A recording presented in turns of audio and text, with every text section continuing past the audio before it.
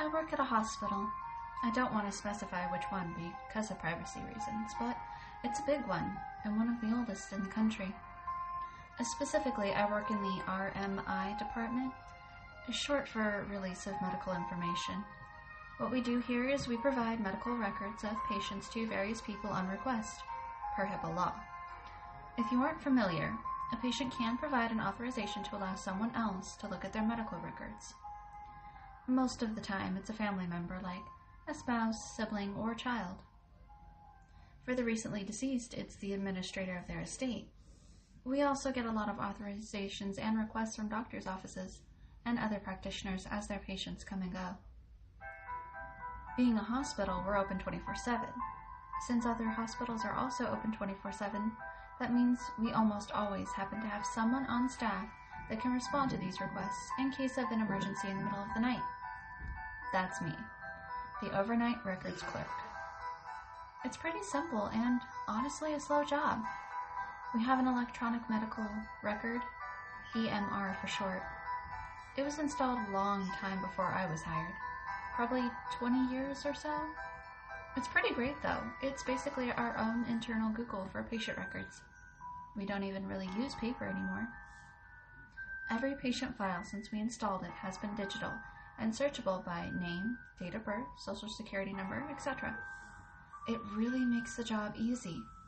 It's got backups upon backups, and IT has pretty much it made so we never lose a single record. But seeing as we're an old hospital, we still have a ton of old paper records too. They're all filed in this huge room down in the basement, in the pre-Civil War part of the building. No one in my department has ever had to go there. Requests for records that old never come in, so no one in the last 20 years probably has ever had to pull one of them. In fact, I don't think I'd even laid eyes on the door to the old records room until early morning hours today. I got a request for an old record from an estate lawyer's office that must have been burning the midnight oil. It was obviously non-emergent because it was concerning the medical records of a patient that appears to have died before the Korean War. That, of itself, is pretty unusual. The resolution of someone's estate is usually done within a year or two of their passing. I'd certainly never received, or even heard of one, lasting this long. However, it was accompanied with a signed court order confirming the selection of a new executor of the deceased person's estate. It was signed by a judge, so it was the real deal. And besides, it's not like I had a lot going on. So, I hopped up from my desk and walked down the hall. That part of the building is pretty quiet at night. The admin wing and the accounting offices are all empty and dark. Passing by the front desk, there's not really any signs of life. There's a few souls loitering around the cafeteria, mostly for the free coffee that tastes like garbage, but whatever. I ducked down a side hall and took the freight elevator because it's the only one that goes down to the maintenance level. It's a badge swipe elevator, so patients and family members can't use it by mistake. The maintenance level is pretty dimly lit. There's only about 3 ladies on staff in housekeeping, and I gave them a quick nod as I passed their break room.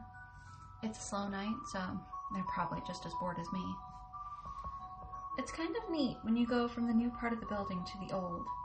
You can instantly tell the difference, especially in the basement. The newer gas lines stop where the old construction starts and curve back into the wall, taking a different route to their destination. The boring, painted cinder block wall gives way to a beautiful dark wood paneling, and the floor itself changes from plain white tile to long wooden planks that make a soft thud sound with every footstep. Turning a corner, I saw the door that leads to the records room. Like the rest of the hallway, it's made of some ancient wood that has been stained beautifully dark.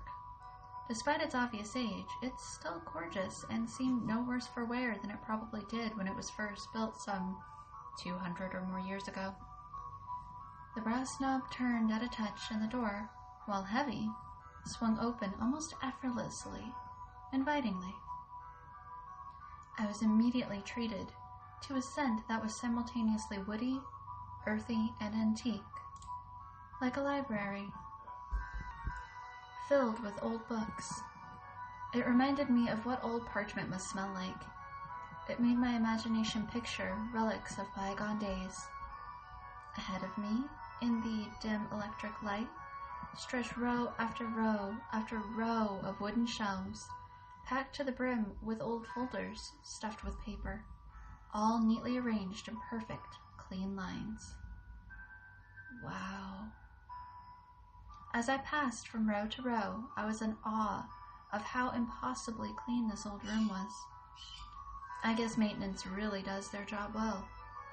Odd, because I can't even get them to vacuum my office on a regular basis.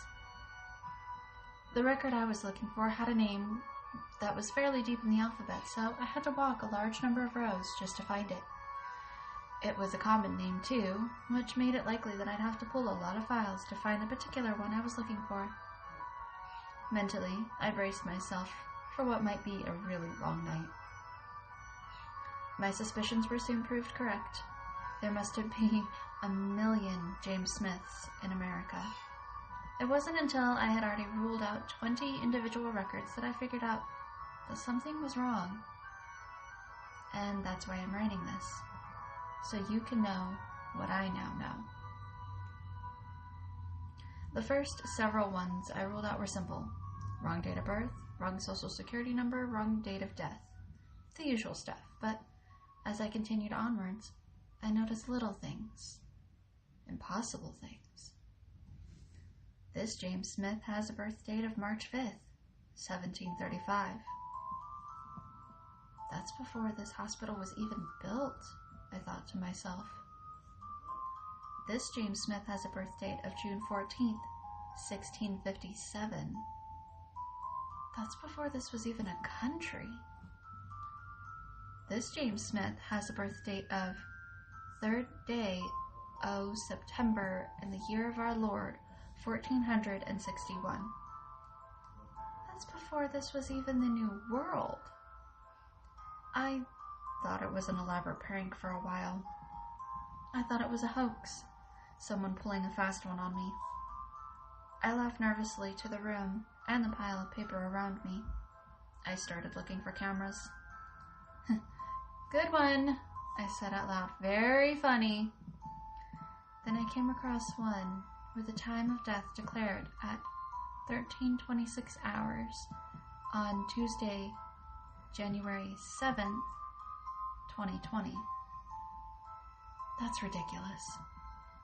Very, very funny. I tried to cover up the growing nervousness in my voice. Okay, fine, I thought in mental defiance. Whoever did this couldn't have possibly done it for everyone. I went to the next row and pulled a file at random. Smith, Jan K., born April 5th, 2022. I spun around and grabbed another file. Smith, Jane Rebecca, born March 2nd, 1679. Not possible. I could feel my mouth going dry. I shoved the two files back into place with shaky hands and walked down to the T section. No one could possibly place that many files for a prank, right? Thomas Aaron B. July 23rd, 2023. Thomas Aaron B. September 11th, 2001. Thomas Aaron B. February 4th, 1312. There's a perfectly reasonable, logical explanation for this. My mind was reeling. But what? I left that row and wandered down several other intersecting rows blankly as my mind raced. Impossible dates, impossible scenarios. How is there a medical record here of someone who died, very obviously in some other place and some other time? It's completely, logically impossible. Okay, so people from all over, from all dates, all over the calendar. Maybe try someone famous? I ran to the H section, listening to the strange echoing that my footsteps made on the wooden floor. I did a report on him When I was still in school, I own every album, I've watched every documentary. I dressed like him for Halloween last year. I know as much as you can possibly know about him. There is no conceivable reason he should have a medical record here. I dashed down the long row labeled H-E-N and thumbed through the tabs as quickly as I could until James Marshall Hendricks. Date of birth, November 27, 1942. Date of death, September 18, 1970, at St. Mary Abbot Hospital, Kensington, London, England. This should not be here. The file fell from my hands. Why is this here? Papers scattered across the floor. Papers that didn't belong in this building. I could see his death certificate. I could see the doctor's signature. Impossible. On July 15th, 2005, my father died in front of me of a brain aneurysm in our family home halfway across the country. I'm certain he's never been in this building in his entire life. But his file's here. The truth is sinking in. Everyone that's ever lived, or is living, or is ever going to live, their files are somehow, impossibly, in this room. Everything about their medical history, their birth, their vaccination records, their regular checkups, their illnesses, their cause of death, everything. Even if it hasn't happened yet. I've been here for hours now. I must have looked at tens of thousands of records. I do not know how.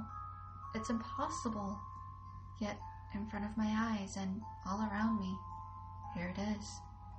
A complete record of humanity.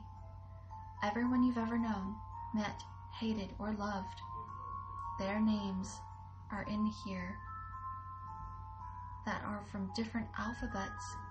There are dates in here that are not on our calendar. There are places listed that I haven't heard of. Your record is in here somewhere too, and so is mine. Everyone you'll ever know, all that have come before you, and all that will ever be, they're all here. This is impossible, except it's not. Only one more problem.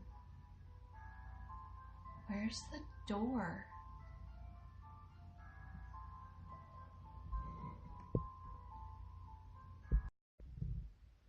And as always, boys and girls, thank you for watching. If you liked today's story, give it a thumbs up. To hear more stories like this one, hit the subscribe button, making sure you turn on that bell for notifications of when I publish new stories every Tuesday and Thursday. To support this channel, click the link for our Patreon in the description box below. Until next time, sweet dreams.